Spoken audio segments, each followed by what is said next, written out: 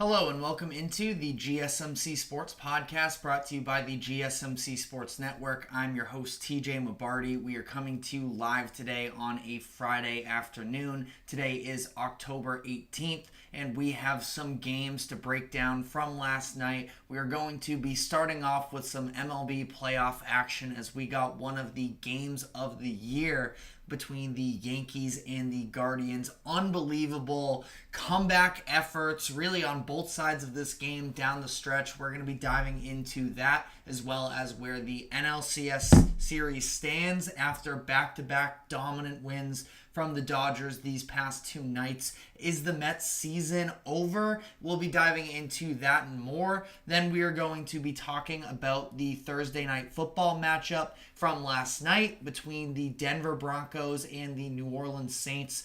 Are the Broncos a legitimate playoff contender? We're going to be talking about that, assessing the play of both young quarterbacks of Bo Nix and Spencer Rattler from last night and more. So we're going to be diving into that. And then we are going to be looking ahead to the remainder of the Week 7 action in the NFL this upcoming weekend, talking about storylines and handing out our top 5 best bets against the spread this upcoming weekend. So you won't want to miss that. We're doing actually a great job up to this point in the year. 29-1 is our record. Hoping to churn out another winning week, so you won't want to miss that. And then we are going to be finishing off the show with a conversation about San Antonio Spurs sensation Victor Wembanyama, and I specifically noticed some very interesting things in terms of the betting lines for him on a couple different awards that I want to discuss and just talk things out with where we are at with Wemby. So a whole lot to dive into today, but before we get into all of that, just a reminder to like, follow, subscribe wherever you may be keeping up with us. To any of our viewers, be sure to use the chat and comment section to give us your thoughts on the latest happenings in sports as we try and make this show as interactive as possible. And then if you would like to become a bigger part of the show, you can either go to the super chat feature that is available on YouTube or go to the link that is streaming across the bottom ticker, gsmcpodcast.net. If you leave a tip or donation along with a comment, your comment will pop up on screen for everyone to see. Anything would be very greatly appreciated there. Last night in the MLB, we got ALCS and NLCS action, and it was crazy on both sides, more so specifically the ALCS in terms of the back and forth that we got out of that game and an unbelievable matchup between the Yankees and the Guardians. We got back and forth down the stretch. We got big time home runs on both sides, and it was the Guardians where it looked like their season was coming to an end in the bottom of the 9th inning. Now, of course, they wouldn't have been officially eliminated, but they were on the brink of going down 3-0 in the ALCS, and instead it was Jhonkensy Noel, Big Christmas, going yard for the biggest home run of his career, certainly, and one of the biggest that we've seen in recent history, as long as especially the Guardians can continue to back that up from here on out. So it was in the 8th inning, at the top of the 8th inning, where the Guardians at that point up 3-1, and we saw few hitters go down. Then it was Juan Soto getting walked against, this is at this point Hunter Gaddis, one of the Guardians' best relief pitchers. He walks Soto to bring on Aaron Judge. Judge just the other night got a crack at Gaddis and ended up taking him yard then. So it was an easy decision for the Guardians to send in Emmanuel Clase, who was the best reliever in the major leagues this regular season. And he still does have a very, very bright future, but lights are a little bit bright for him possibly at this moment, where yet again he ends up getting taken yard. I think that he's now up to, I can fact check this here, but I think we're now looking at least two, possibly three home runs allowed from Clase in these playoffs, which is so uncharacteristic of him. Throughout the regular season, allows not just the home run from Aaron Judge to tie this game, but then immediately after, Giancarlo Stanton taking him deep as well. That is 3 home runs in the past 4 outings for Emmanuel Clase. That is just something where at this point the Guardians need all the help that they can, and Clase, who has been as solid as they come for relievers, for Guardian players in general, and he's now at 3 home runs in the playoffs. He only allowed 2 the entire regular season, so I don't think that it's anything to too significantly worry about. It's worth noting as well, and this is kind of a stupid thing to bring up, but you got Clase on, I believe it was his Instagram story, flexing his jewelry, I think, and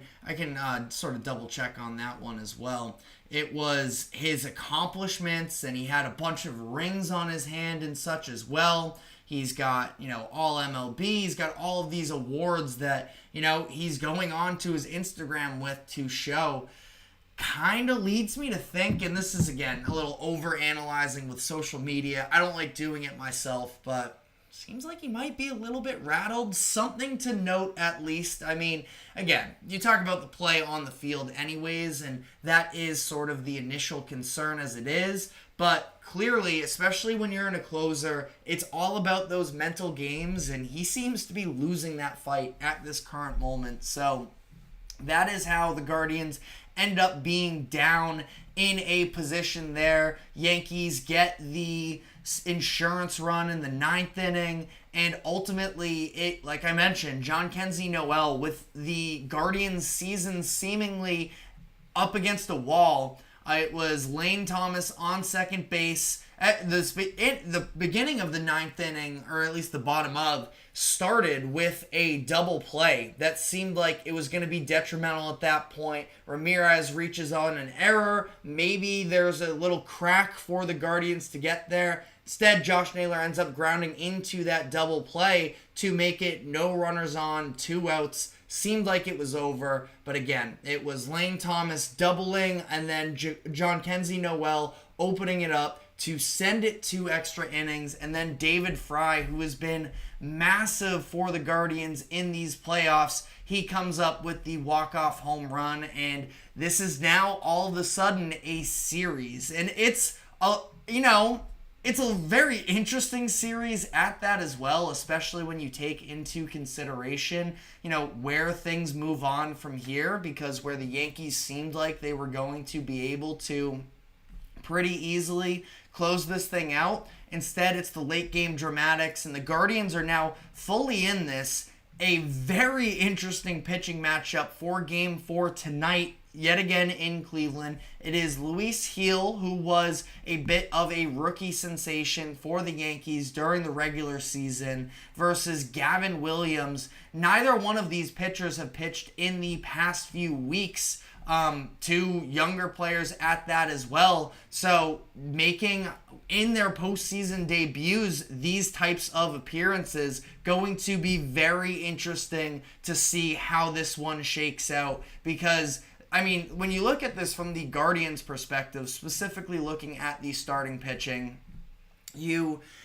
last night was the first time that they had gotten at least 5 innings out of a starter the entire postseason up to this point, where it was Matthew Boyd able to get through that 5th. I believe he retired 10 straight on his way out. Maybe a little bit shaky at the start, but ultimately a very fine start for them, and able to turn it over to their bullpen, which, between Gaddis and Clase, we're seeing a little bit of shakiness there, which definitely does not bode well for the Guardians. But you look on the other side as well with the Yankees, you now have Weaver getting hit up a couple of these past 2 games. I believe it was a solo shot to J-Ram in the 9th inning of Game 2, and then In this one, he ends up letting Noel hit the game-tying home run in the ninth inning, and Clay Holmes coming in a closing situation.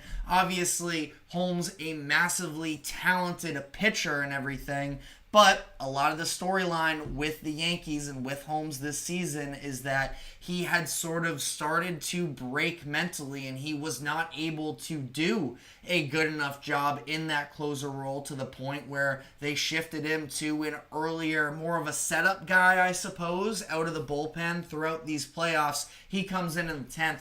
Obviously, David Fry ends up taking him yard for the game there, but, now we're looking at a little bit of cracks in the Yankees bullpen, which had been so huge for them, specifically going back to that Royals series in the divisional series, that now, I don't know, it's been so reliant for the Yankees up to this point on Luke Weaver and Clay Holmes.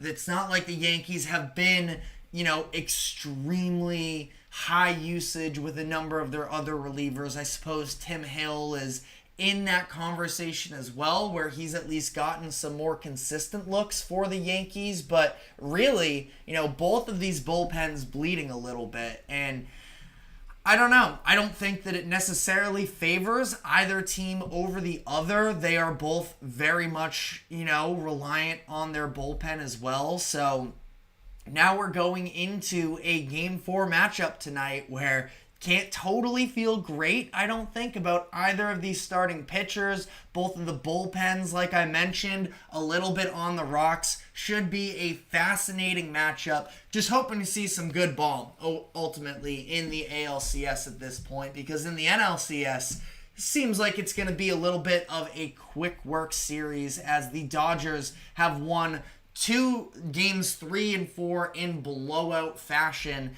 as these past few days, where on Wednesday they ended up beating the Mets 8-0. Last night it was a 10-2 beatdown. 3 consecutive days of these teams playing. They're going to be beginning their matchup at 5:08 p.m. Eastern, and this is one of their big acquisitions in Jack Flaherty, having a chance to close this one out and get the Dodgers back to the World Series. And, I don't want to bury the Mets just yet, because they do seem to have this reputation now of course, making things interesting when you least expect it. They have this game at home. It's going to be David Peterson on the mound to face off against Flaherty. We'll see. I think that there's a chance that this Dodgers offense is just too much in its stride right now. And, you have Mookie Betts, who not only has broken out of his slump, there was that streak, I think, going back to last year where it was something like 20 consecutive plate appearances without a hit. And really, since that home run he hit in San Diego, I think that was Game 3 of the divisional series, he's been lights out for them. He's making big plays for them. You have Shohei Ohtani as well, who hadn't even been terrific. There was that streak that Ohtani was going on of consecutive plate appearances with no runners on that he had not converted on. And now Ohtani, is just lighting the world on fire once again. He ends up scoring 4 of the Dodgers' 10 runs last night. He was incredible once again. I think that this Dodgers team is just primed for, they're the favorites for a reason as things currently stand. And, this whole rest versus rust debate that is in the MLB in terms of playoffs obviously can be a little bit of a hot topic that nobody can definitively, I don't think, make an answer to. But it seems like the Dodgers are going to have some time off. Potentially we'll see if the Mets make things interesting. Again, don't want to write them off fully, but this does feel like it's the Dodgers closing it out. If not tonight, maybe on Sunday, I think, is when the next game after that would be for them. It would be Sunday evening. So, we'll see, but the Dodgers in excellent position as things currently stand with their consecutive blowout wins. So, let me know what your thoughts are in the comments section, what your World Series pick is as things currently stand. But we are now going to be shifting gears to the NFL, where last night we saw the Denver Broncos, coached under Sean Payton, return to New Orleans and dominate the New Orleans Saints. So we're going to be analyzing the play of both of the young quarterbacks in Bo Nix and Spencer Rattler, talking about how this game played out, and are the Broncos now legitimate playoff contenders as their defense continues to roll. So we're going to be diving into that, but before we do so, we are going to take a quick break. Do not go anywhere. We will be right back. I feel like I'm losing my mind. Is everybody in the world blind? Please, Lord, give me a sign, a sign. I feel like I'm losing my mind. Is everybody in the world blind? Please, Lord, give me a sign, a sign. I wanna be the greatest. Everybody on their face shit. I look around and feel like everybody is the fakest. I make this every day and I'm impatient. Hoping one day I'll blow up from the basement. Statement, the top is so vacant. I don't hear shit that I think is amazing. Waiting for my day when I'm playing. Sold out shows for 1,000 faces. Hey, give me that crown. Get in my way and to be put down. It ain't your place, all this my town. If I want that shit, then I'll get it right now. I'm losing it, the news it fits. I'm losing shit, a stupid myth. You choose to live or choose to dip. You choose to fight or lose your grip and lose a gift. Oh. I feel like I'm losing my mind. Is everybody in the world blind? Please, Lord, give me a sign, a sign. I feel like I'm losing my mind. Is everybody in the world blind?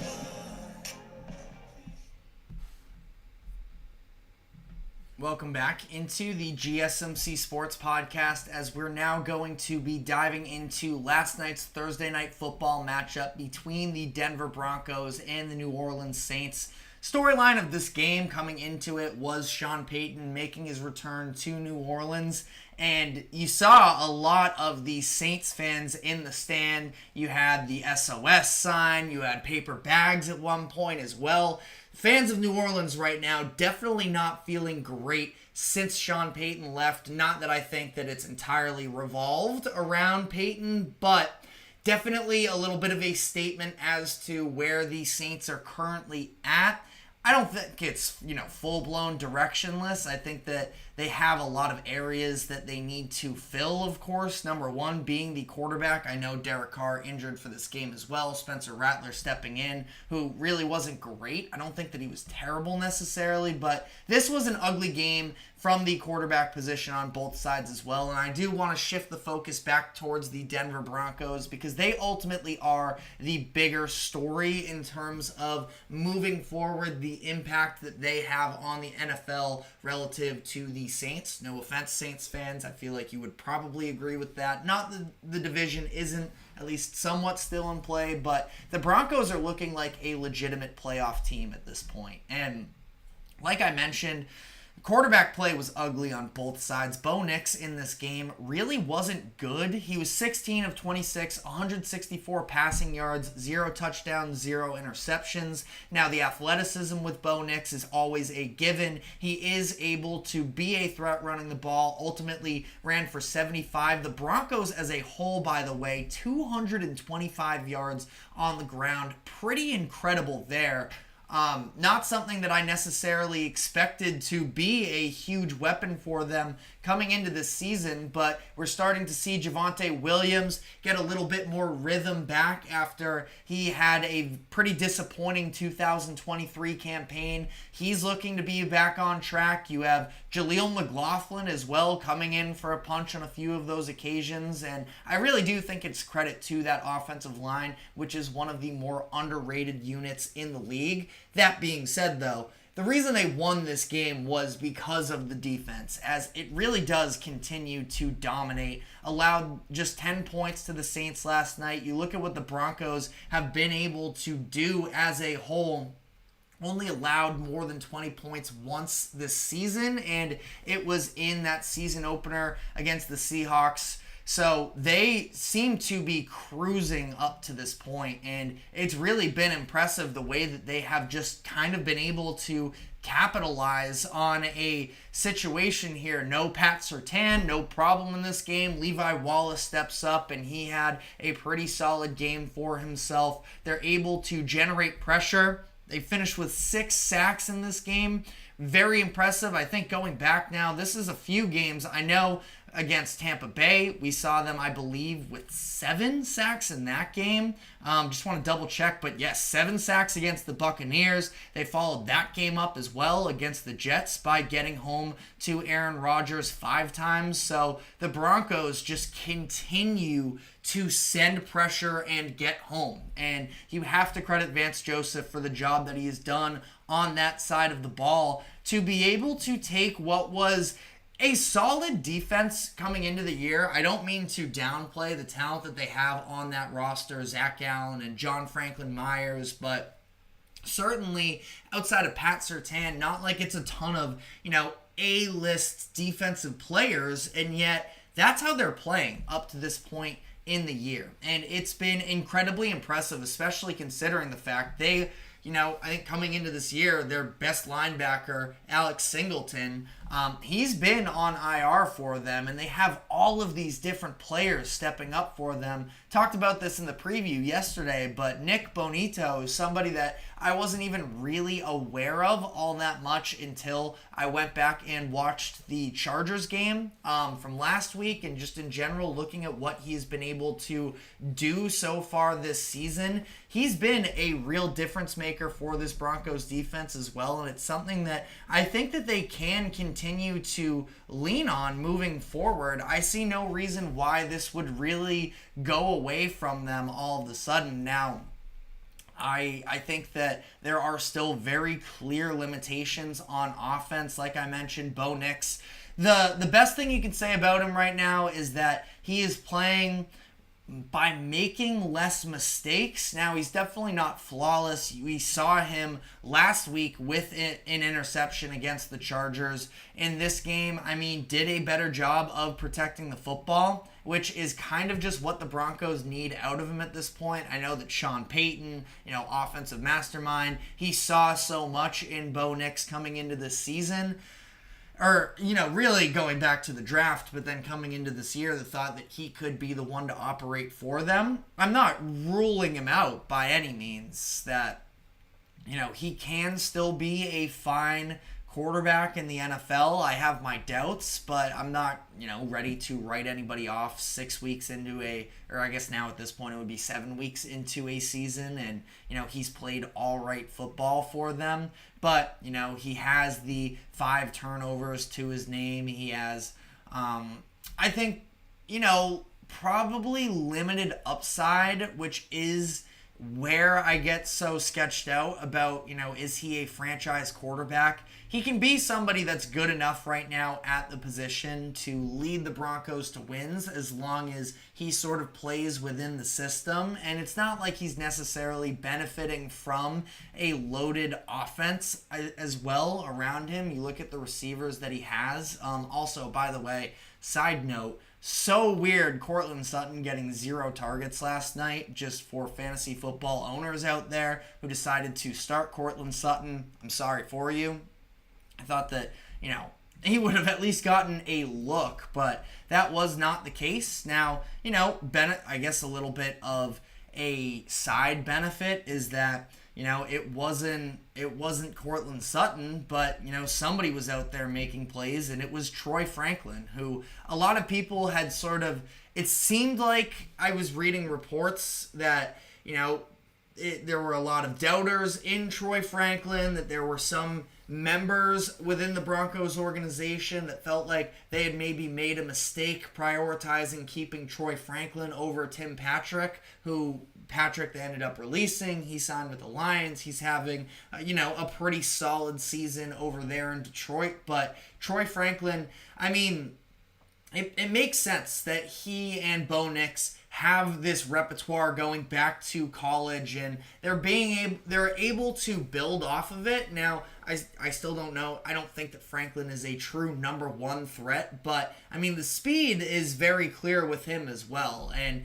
he's somebody that I think is good to have in the building for Bo Nix at this point, where yeah, maybe they could have had a slightly better option for this year if they held on to Tim Patrick, but I don't know. I like Troy Franklin a lot. I think that he is at least becoming a serviceable weapon in the Broncos offense. And again, I think that there really is something to having some of those, connections between a quarterback and wide receiver that are rooted in a little bit of, I wouldn't specifically limit it to college, but just having the reps together is incredibly important. And, fine game for him. 5 catches for 50 yards. So ultimately, the Broncos here, I want to talk about their playoff chances because they are very much in the thick of everything as of this point. You look across the AFC, and this is something that we've highlighted on a number of occasions, that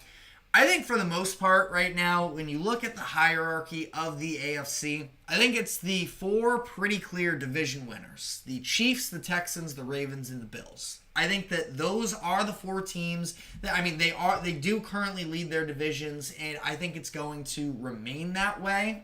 If you're high on the Steelers possibly, or maybe the Jets, you could negotiate a little bit, but I really do think that those 4 teams are going to be able to close out their division. So that sort of makes for the 3 wild card spots. What do they look like? Well, like we just mentioned, maybe the Steelers are in that conversation. Maybe you have the Jets if they're able to turn their season around, which I do think is very much still on the table, and they have a lot of time left to do so. Outside of that, though, and even with those 2 teams, I don't love either one of them.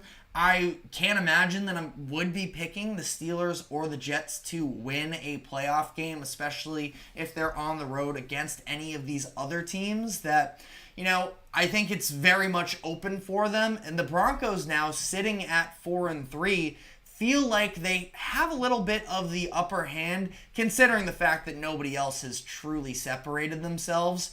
And you look at the schedule for the Broncos, there are a number of very winnable games ahead for them. Now, next week, they are at home against Carolina. That is, kind of goes without saying that should be a win for them. They then have their 2 most difficult games of the season at Baltimore week 9, at Kansas City in week 10. Those are, I would guess, as of this point, probable losses, but assuming that Carolina is a win as well, you're still looking at a 5-5 record through 10 weeks, and again, very much still in the mix of things. And you look at the remaining opponents at home against the Falcons. They have the Raiders, the Browns, the Colts. I guess on the road against the Chargers, not necessarily an easy game. We obviously just saw them lose this past week, but that's it's definitely on the schedule for what could be a difficult game. On the road against the Bengals as well, not an easy one by any means. But then they have the Chiefs in Week 18, where the Chiefs might not be playing for anything. I think that this could be pretty, I wouldn't say pretty confidently, but I very much think that this could be a 10-win team. Because you're talking about, again, Falcons, Raiders, Browns, Colts, Chargers, Bengals, and probably a Chiefs team that doesn't really care. They just need to probably, out of that stretch, go at least 4-3, which I think is kind of right up their alley. They're not an excellent team by any means, but with that defense, and if we do see Bo Nix sort of get more comfortable as the season progresses as well, I don't think that there are 7 teams in the AFC that are realistically better than them. Now, if you disagree, let me know in the comments section. Again, it's not like I'm all in on the Broncos necessarily. I wouldn't be picking them to win a playoff game either. But at this point, I feel like the Broncos are a pretty safe bet to make the playoffs, at least in comparison with some of these other teams where, there's just a lot more unknowns as to what their identity really is. That's the thing that I think the Broncos do have, is understanding they're a team that's built off of their defense. If they can continue to improve on the run game that we saw last night, Granted, against a Saints defense that isn't particularly good, but if they can, get that running game going, if Bo Nix can stay mistake-free, the Broncos have an excellent chance this year to, surpass expectations in Bo Nix's rookie season. And in the, Sean Payton, I guess his first season in full control. I don't know if it's not that he wasn't in control last year, but the whole Wilson thing as well just made for a very interesting dynamic. And Broncos have to be feeling pretty good about themselves coming out of this game. But let me know what your thoughts are in the comments section. We're going to be looking ahead to the remainder of Week 7 in the NFL and be discussing some of the biggest storylines across the league, certain games that are marquee matchups, and some of the, again, underlying storylines that make for more big picture results. So we're going to be diving into that, but before we do so, we are going to take a quick break. Do not go anywhere. We will be right back. Looking for your daily fix of sports talk without having to pay for it? GSMC Sports Network is available on YouTube. Just search GSMC Sports Network. Get your fix of daily sports talk shows on YouTube, absolutely free. NFL, college football, NBA, MLB, MMA, UFC, fantasy football, and so much more. GSMC Sports Network has shows running all day long, with new sports shows starting every 2 hours. Just like on your favorite cable sports channel, except GSMC Sports Network is absolutely free. Just search GSMC Sports Network on YouTube to catch one of your new favorite shows, like the GSMC College Football Podcast, Chip Shot Football Podcast, Hoops and Heels Women's Sports Podcast, GSMC Basketball Podcast, and so many more. Check it out for yourself. GSMC Sports Network, now available on YouTube absolutely free. Search GSMC Sports Network on YouTube right now.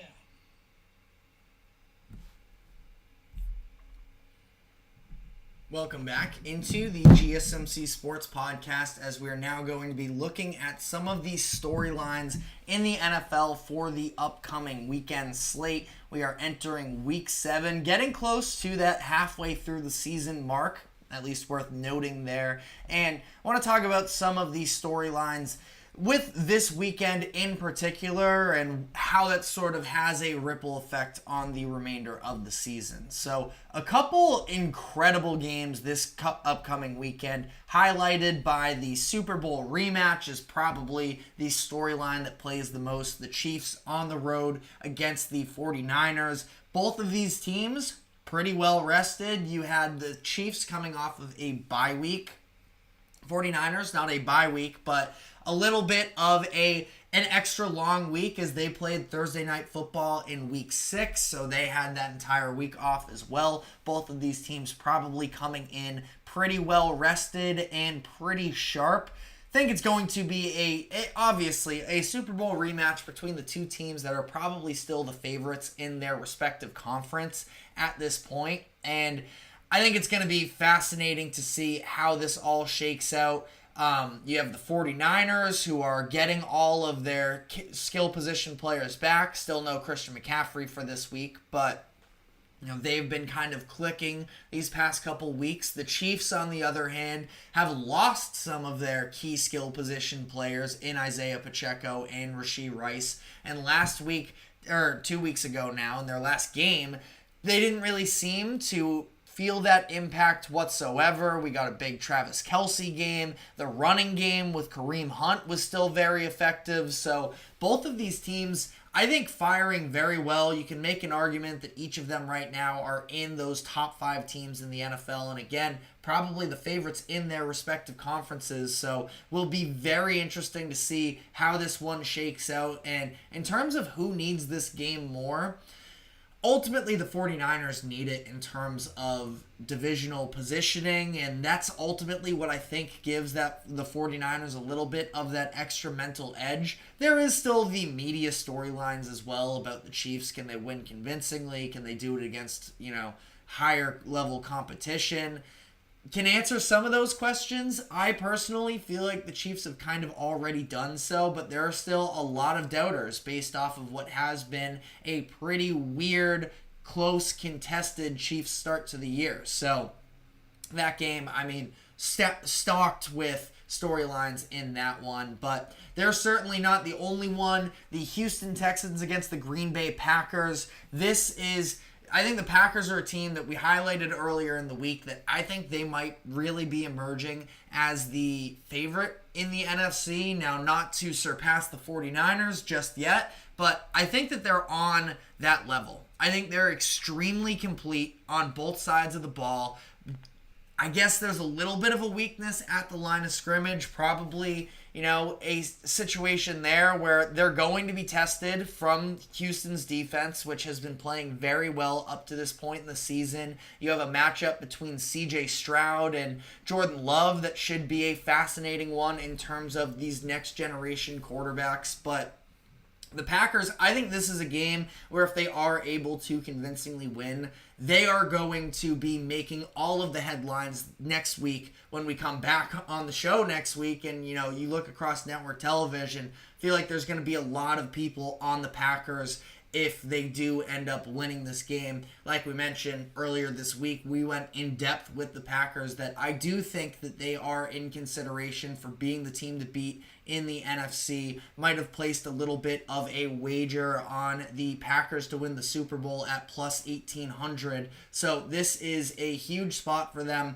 to really establish themselves as one of those teams in the NFL right now. But the Texans are looking to do the same thing on the other side as well. So as much as I can get excited about the Packers on one side of this thing, the Texans as well are sort of vying for that ability to call themselves one of those teams. They are, one of the best records in the AFC. They're very much in play for the 1 seed, home field advantage, all of that. So should be a fascinating one in that game.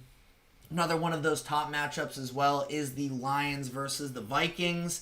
And I don't know, this game has the potential to be great. I am a little bit worried that injuries could have a huge deal in this. I talked about it already. Aiden Hutchinson, him being out, I do think is going to have a very real impact, specifically on the Lions secondary, where they're probably going to be forced to hold up in coverage for a little bit longer.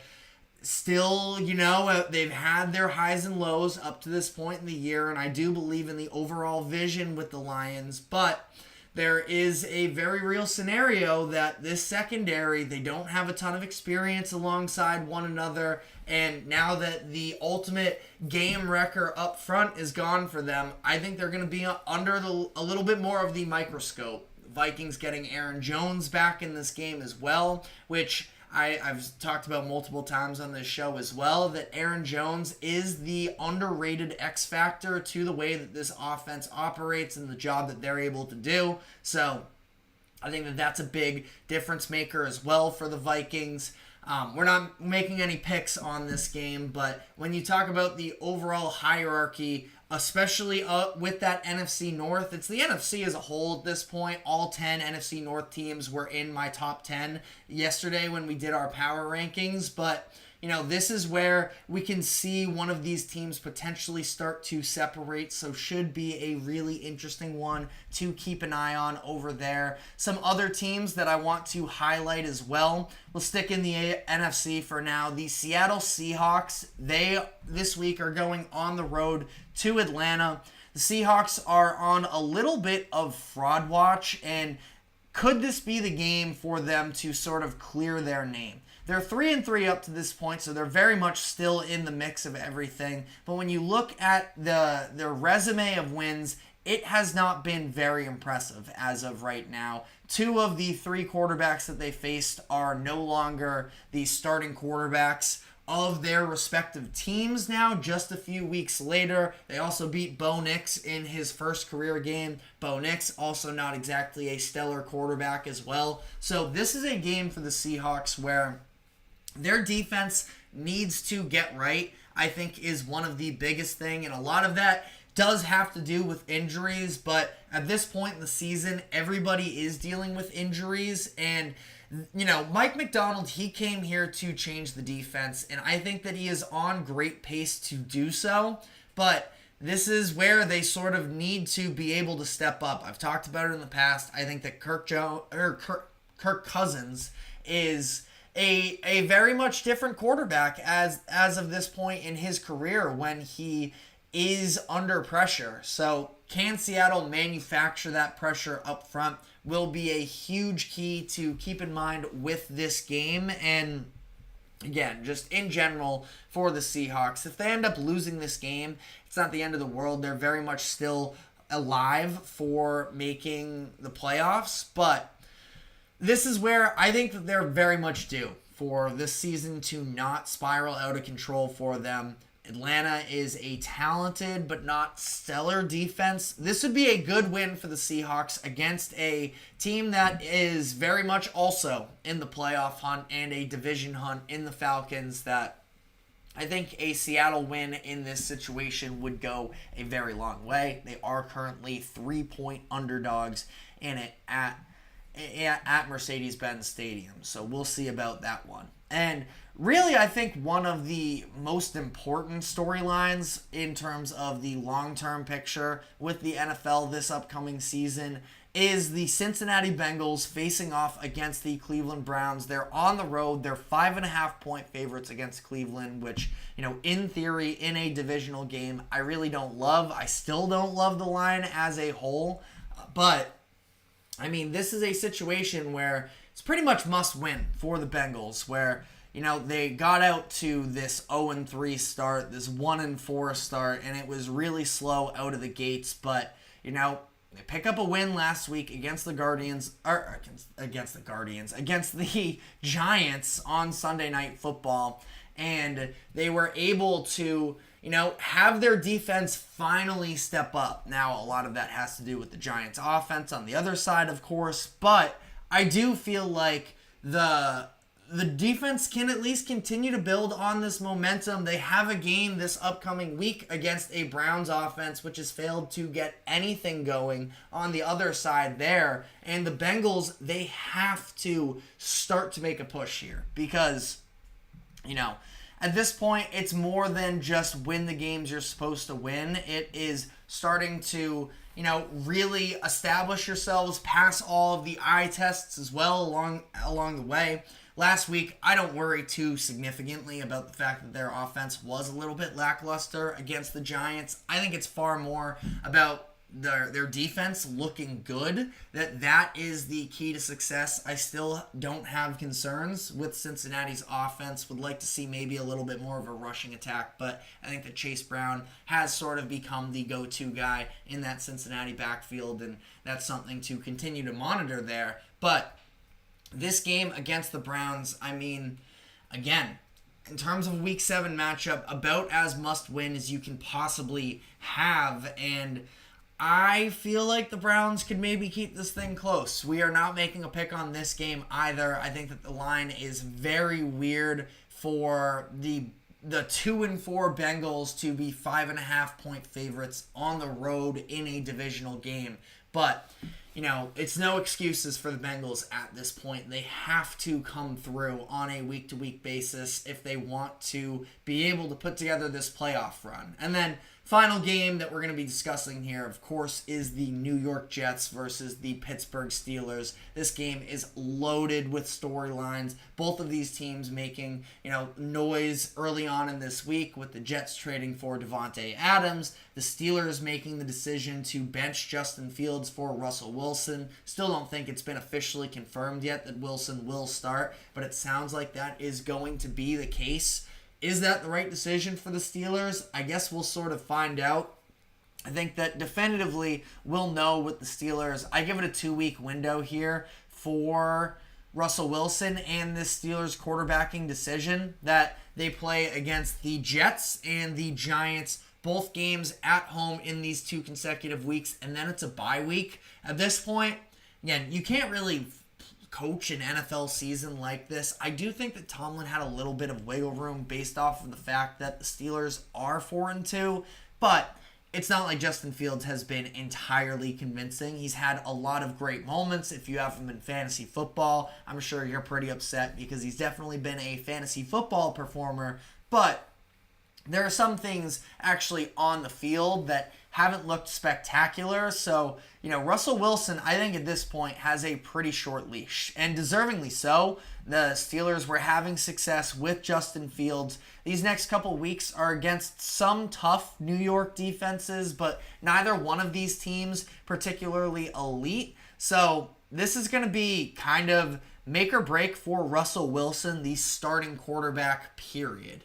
That if he is going to continue to be able to be an NFL starting caliber quarterback, it's based off of this season, and really it's based off of these next couple weeks. So we will see with that one. But again, I think I like the slate a lot this upcoming weekend. I think it should be a very good set of games, but let me know what your thoughts are in the comments section, as we're now going to be taking a deeper dive into some of these matchups in particular, and I will be handing out my 5 best bets against the spread. Up to this point in the season, we have done a pretty good job, all things considered. 29-1 through the first 6 weeks, another almost perfect week last week. So we are going to try and build off of this momentum. Again, I really like a lot of the games this upcoming weekend. So we're going to be diving into that. But before we do so, we do have to take a quick break. Do not go anywhere. We will be right back.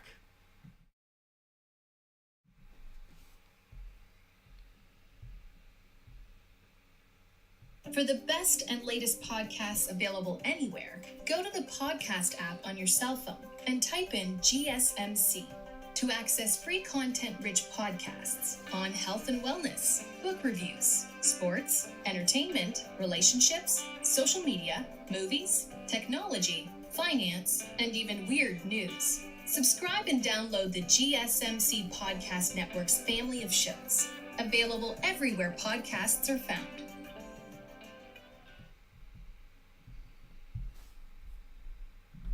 Welcome back into the GSMC Sports Podcast, as we're now going to be diving into our weekly segment, which we do on Fridays, handing out our top 5 best bets against the spread for the upcoming NFL weekend. Having a pretty good year up to this point with a record of 29-1. Last week we went 4-1. The loss came on trying to chase an underdog. I felt really bad about having 5 favorites and ultimately went after the Cardinals. That one ended up burning us, but overall did a pretty good job for ourselves. And I think that these are some pretty attainable spreads this upcoming weekend as well. So without further ado, we're going to be starting in the earliest game. We're going back to London. I don't usually love betting on the London games, but for whatever it's worth, we're 2 for 2 on these London games up to this point. And I think this game does look a little bit trappish between the Jaguars and the Patriots. The Jaguars being 6-point favorites. I do stand by the fact that the Jaguars should not be favored by that much against any team in the NFL. Now, I know that there is a very real travel element to this. The fact that the Jaguars were already in London last week and they don't have to deal with the jet lag or anything along those lines. But, for whatever it's worth, Patriots on the East Coast, it's not like it's an entirely unreasonable travel over there. And they're also getting a little bit healthier. I don't know if any part of this line has to do with the fact that Drake May was dealing with a knee injury during the course of the week. That potentially could have had an impact, but he has adamantly said that he's good to go, confirmed by the coaching staff as well. So May should be available for them. It appears that Ramondre Stevenson, according to his own quotes, that he should also be available for the Pats this upcoming weekend. I think that is a big difference maker. I know Ramondre has been a little bit hit or miss this year, specifically with the fumbles, and obviously a stinker in the Jets game. But he is an upgrade on that Patriots offense, and I think that 6 points is too many. The Jaguars defense has not been able to get stops all season long. The Patriots are not a good offense, but I do think that they're going to be able to move the ball. Jags also probably going to be able to have success against what is not a very good Patriots defense at this point. But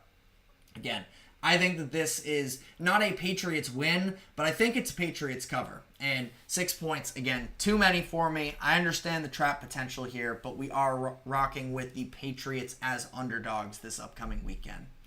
Moving on to the 1 o'clock slate, Houston Texans versus Green Bay Packers. If I haven't made it clear this week, I am very high on the Packers now. And I think that they are incredibly sound on both sides of the ball. Biggest concern was the lack of a kicker. Seems like they might have one now in Brandon McManus. We'll see there. But I think that the Packers are going to just be able to kind of tough this one out at home in Lambeau. The Texans have been rolling up to this point in the season as well for the most part, but they, in terms of wins, losses, when you look a little bit closer at what the Texans have done this season, they have had to win a lot of these games close. Now, Colts was a little bit of a backdoor cover situation in week 1, so I don't necessarily hold that against Houston, but you look at up until last week, all of their wins came in a one-score game, and it took, I wouldn't say luck necessarily, but it took a little bit of malpractice on these opposing teams to not be able to come out on top of them. Horrible coaching and quarterback play against the Bears. You look at way closer than it should have been against the Jaguars. The Bills had a meltdown down the stretch of that game as well. Now, the Texans are still very good, but this is where they really do have to prove themselves. I'm a lot more in on the Packers. I think we know exactly who they are. I think they are a great team. Jordan Love, yes, he needs to clean up a little bit in terms of the recklessness, but they're extremely talented. I think the Packers are going to be able to come into this game and sort of pick and choose which ways they want to dissect this Houston defense that it should be a great game. I think the Texans are very much in it, but I do think that the Packers win this game, and I think that 2.5 points will be enough for them. So we are taking Green Bay minus 2.5. Eagles versus the New York Giants. Division rivalry here. Neither one of these teams have looked particularly convincing up to this point. The Giants have probably even played above expectations up to this point in the year, but with the injuries that they're now dealing with, Andrew Thomas, their star left tackle, he is going to be out for the remainder of the season. Kayvon Thibodeau, their number 1 pass rusher, he is going to be out as well. The Eagles are in a situation where, Sirianni, I wouldn't say he gets fired if they lose this game, but he is walking on such thin ice up to this point. Players claim to like him and everything. They just barely escaped with a win against the Browns last week, which doesn't make me feel great about their chances necessarily. But I do think that the Eagles are a good team on paper. They have all of these weapons at their disposal. The fact that the Giants are a little bit shorthanded on the defensive side of the ball is enough for me to lay these 3 points for the Eagles on the road. Chiefs versus the 49ers, the Super Bowl matchup from last year. And this is a scary one to pick, given the fact that it is Andy Reid coming off a bye week with the Chiefs, for whatever it's worth as well. Hasn't been quite as dominant again off of the bye with the Chiefs, after he had gone something like, I was looking at these stats earlier today. I actually might have them somewhere around here. They were something like 14-1 when he was with the Eagles, and, not quite as great since coming over to the Chiefs here. The 49ers also had essentially a mini bye week. They played on Thursday Night Football in Week 6, and ultimately, I just think that the 49ers at this current point in time are a more well-rounded roster, where they just have more angles they can attack you with. They know this Chiefs team very well. Number 1 key to the game is probably going to be Travis Kelce. Can he continue to produce? He did for them in the Super Bowl last year, and specifically it came after it was Dre Greenlaw going down with that injury. Oren Burks steps in, and it was pretty ugly from there for the 49ers. They feel like they are probably a little bit more well-equipped. Hopefully, no injuries on the table here, but I'm sure Fred Warner will be involved with Kelce. I think that Devondre Campbell has had a pretty solid season up to this point as well. That I think the Niners are going to be keyed in on Travis Kelce, going to be able to take him out, and we'll see what the rest of the offense is able to produce for the Chiefs. But, this is going to be a gritty and a close game. I do think that the 49ers are going to win, though, at home. So I am laying the 2 points with them in the Super Bowl rematch. And then final game here, we're going to Monday Night Football, the Baltimore Ravens and the Tampa Bay Buccaneers. If you've been watching the show, you know I am not really sold on any NFC South team. The Buccaneers are having a very nice start to the season, but the reality of the situation is I don't think that they are that excellent of a team. They have some dominant wins so far that you do have to give them credit for, but I don't think that they are particularly great on either side of the ball. Weird situation going on with their running game where it's been a little bit improved. Last week it was Sean Tucker, I believe, was the undrafted free agent that sort of burst onto the scene for them. They were, playing around with Bucky Irving as well, who's had a pretty solid start to his season. Rashad White, believe dealing with an injury, maybe just out of the picture as a whole right now. I'm sure that it's probably more injury-based and that he will eventually be back. He's listed as questionable as things currently stand. But the Ravens, they are still one of the best run defenses in the NFL. You're going to make Baker Mayfield throw the ball.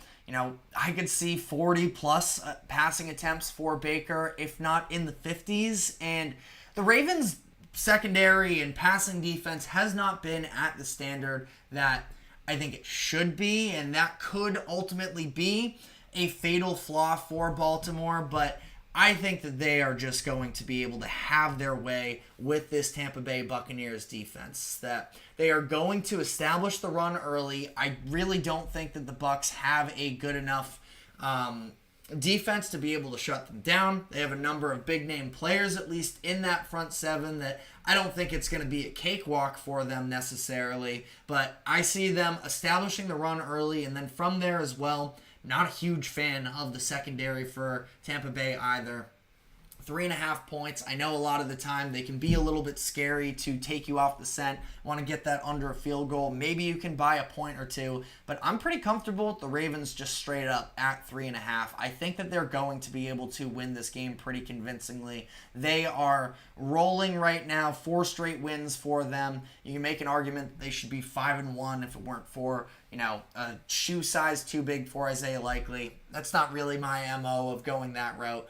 I just think that the Ravens are still very good. And, Tampa Bay, they're not a bad team by any means. I do think that they are very competitive. I like a lot of the players that they have. That being said, though, I anticipate that the Ravens are going to be able to sort of control this game in a way that makes Tampa Bay uncomfortable. And Baker Mayfield, we saw Gardner Minshew have a lot of success in the second half against the Ravens earlier in this season. Again, completion percentage-wise and everything, the Ravens have been susceptible in the pass game so far this season. It's going to take a little bit of the Baker Mayfield show to be able to lock this, make this game competitive, but I'm pretty comfortable in laying the 3.5 points with the Ravens. So, in recap here, starting at the top, in London, the New England Patriots going up against the Jacksonville Jaguars. 6 points is just too many. Patriots are going to be able to keep this thing competitive, if not win outright. I don't know if I'm betting that necessarily, but I do like the Patriots +6. Packers against Texans, I have Green Bay -2.5. Should be an excellent game, but honestly, I do feel like the Packers are the more well-rounded team up to this point. They've been a little bit more battle-tested. The Texans at this point, huge spot for them to be able to make a name for themselves as one of the top contenders in the AFC right now. So should be an excellent game. Risky one to bet on, but I am laying the 2.5 points with the Packers. Eagles, Giants, this is a situation where this has to be a get-right game for the Eagles. Otherwise, they are in serious trouble, and they might already just be in serious trouble. But with the Giants down their number one offensive lineman, down their number one pass rusher, I think that this is a situation where the Eagles are going to be able to take advantage, play, you would think, smart football, Nick Sirianni getting his act together. This has to be the spot for them if they're going to be competitive this season. I have the Eagles -3 against the Giants.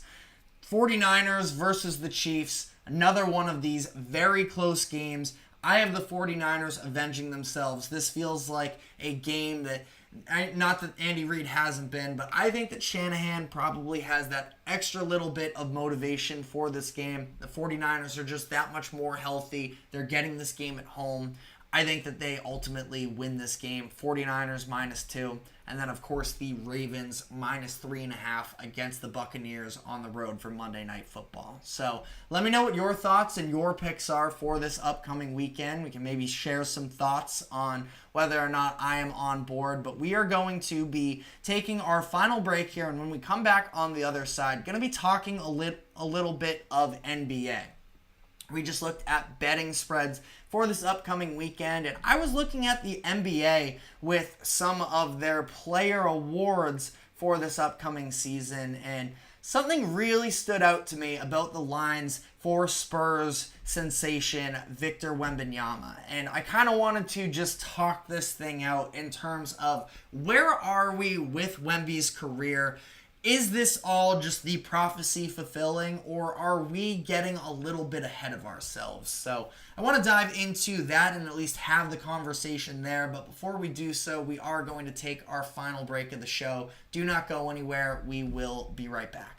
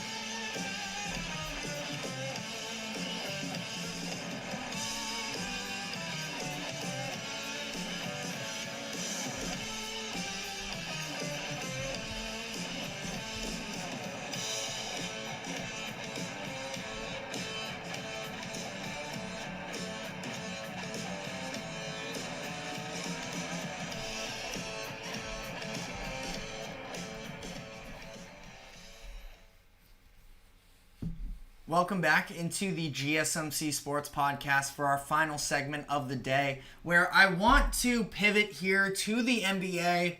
I just want to have a conversation here. I don't want this to be overly critical or come off as if I am not a fan of Spurs sensation Victor Wembanyama, but I think that there are some very interesting dialogues and everything that's going around with Wemby. So, of course, if you don't know, Wemby drafted number 1 by the Spurs last year, and he fully lived up to expectations in his rookie season. He was the runner-up for Defensive Player of the Year, All-NBA First Team. He was Rookie of the Year. He, checked off all of the boxes offensively as well. We saw him sort of coming into his own defensively. I thought he got more comfortable as the year went on, but there are a couple things that just are rubbing me a little bit the wrong way about the Wembanyama coverage heading into this season. So, for starters, and this is not, anti-him, I think it's worth noting right now that Wembanyama has been ranked as a top 15 player by two of,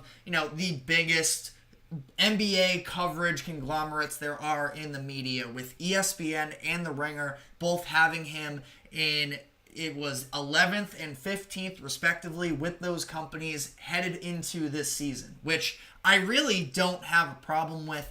ESPN one, it gets a little bit closer there. We don't need to go through the entire rankings there because I think a lot of them it's kind of stupid in some cases to make these comparisons, but we all understand. Wembanyama, I understand, didn't win a ton of games last year, but he did everything that he possibly could have done in his surrounding situation, and he should be, on pace to be one of the greats if we are really, looking at it from a trajectory standpoint that way. I don't think we necessarily can, and, I think that it is fascinating the fact that he is such a heavy favorite for some of these upcoming awards. I was looking on DraftKings at player futures, and the first one is that Defensive Player of the Year. He is a minus 170 favorite right now, headed into the season. The next best is Chet Holmgren at plus 1,200. This is an 82-game NBA season. There are now restrictions. I think it's, off the top of my head, I'm blanking. It's 62 games, something like that, that you are required to play in order to be eligible for these types of awards. Wembanyama was very much reliable for them last year, played in 71 out of 82 games. I'm not worried about that. You see the pliability with this kid. I mean, the way that he's just able to, bounce back up after twisted ankles and such. I mean, it's incredible. It really is. You can tell that he's been taking very good care of his body and such. But having the next highest odds be over, 100 to 1 is insane to me, especially with Wembanyama, who is still on a Spurs team that should be improved this upcoming year. But, one of the biggest knocks on Wembanyama's Defensive Player of the Year resume last year was the fact that Spurs weren't particularly a great defense. Now, the on-off stats with him and the impact that he had on defense is, very eye-opening. I thought he had a great case to win Defensive Player of the Year. I was pretty impartial in terms of whether or not he was, robbed on it. I think Rudy Gobert was also very deserving, which is somehow now a hot take, but I think that, there wasn't any robbery involved there. But, I mean, should we just give him the award now? What are we doing here to the point where, Wemby could take steps back? It's not like he was this flawless player last year, and the Spurs were definitely far from flawless to the point where, it is mind-blowing to me how significant of a favorite Wembanyama is this upcoming season. And, I don't have any extremely strong thoughts on who the second best would be. I mean, Chet is plus 1,200. I look more at a Bam Adebayo at plus 1,400, Anthony Davis at plus 1,800. These are guys that have been in the league for years and have shown a consistent ability to lead their defenses to being, elite groups and them being at the center point of it. Where Wemby, again, it's not to take anything away from how incredible of a defender that he is, but I think it's insane that he is this much of a favorite. And then, I think it's insane, but also at the end of the day, whatever, I suppose I would pick him to win Defensive Player of the Year anyways coming into the season. Really what I have a problem with is the fact that, like I mentioned, Wemby is top 15 on both The Ringer and ESPN's top 100 lists, and he is the favorite for most improved player, which if he were to win this award, we've already sort of lost the plot in terms of what most improved players should be.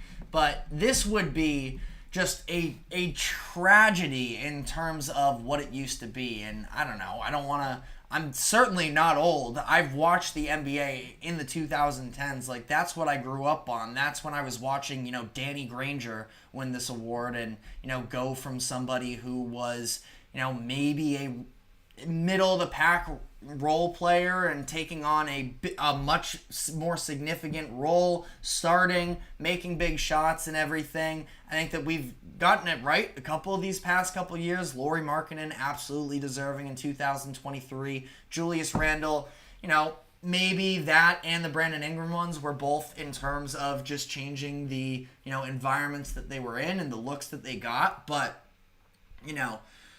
I think that we are sort of getting away from what it should be. Last year, Tyrese Maxey. Maxey was in, most improved player conversations 2 years prior when he averaged 17.5 points per game. In 2023, he averaged over 20 points per game. We knew he was good. And all of a sudden, he is most improved player because what? His stats went up across the board. he also didn't have Joel Embiid for half of the season, so he was fully the number one option. His efficiency went down. Like, he just took more shots. I don't understand necessarily how you're the most improved player when you have a Kobe White as well in the NBA, who we didn't even know if he was a real rotation player, and he ends up being a very legitimate piece of the Chicago Bulls. I wouldn't call it a successful season necessarily, but he now looks like he could be a starting point guard for that Bulls franchise for the next handful of years. And nobody came into last season with those expectations. Everybody knew that Tyrese Maxey had all-star potential, and just because his stats took a little bit of an uptick across the board, I don't know. I think that most improved player has totally lost all significance. And the fact that Wembanyama, a player that was just ranked as the 11th best player in the NBA according to ESPN, is the favorite here, I mean, what are we doing?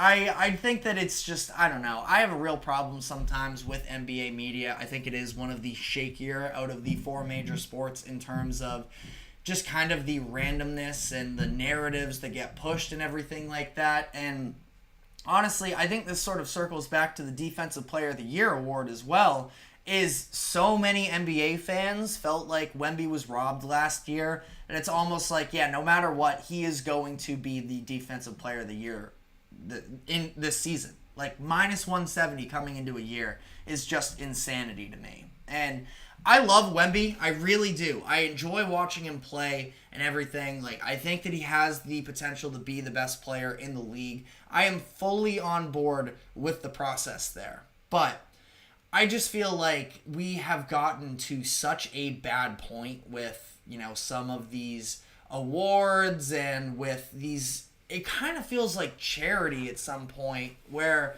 and I love Bill Simmons. I'm a huge fan of his work and everything. And, he himself admitted that it was a mistake that in 2023, he ended up giving Joel Embiid the MVP vote, which I don't even think is a crazy take. It was that his reasoning was it feels right that it should be Giannis and Jokic and Embiid in a 5-year stretch, or however long it was, should each have MVPs in there. Like, I don't know why the narratives in the NBA are so much more extreme than reality in a lot of these situations, that I just think it makes for pretty messy.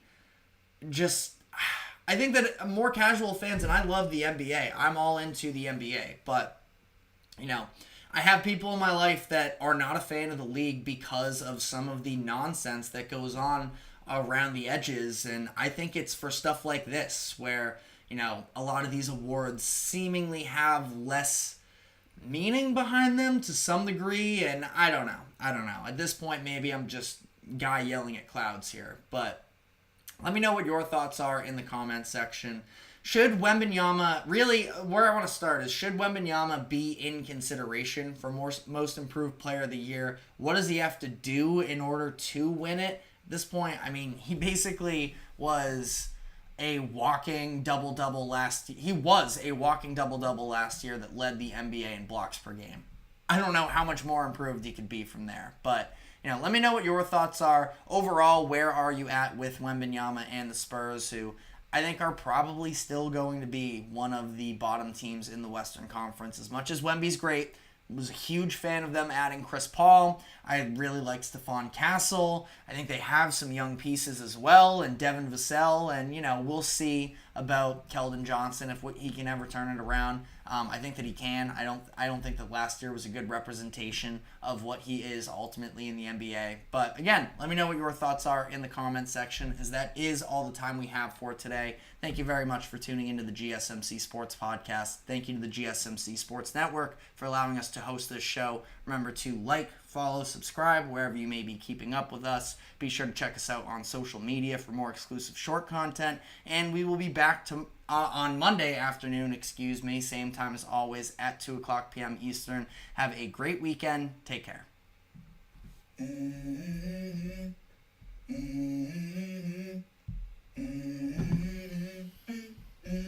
Let's go.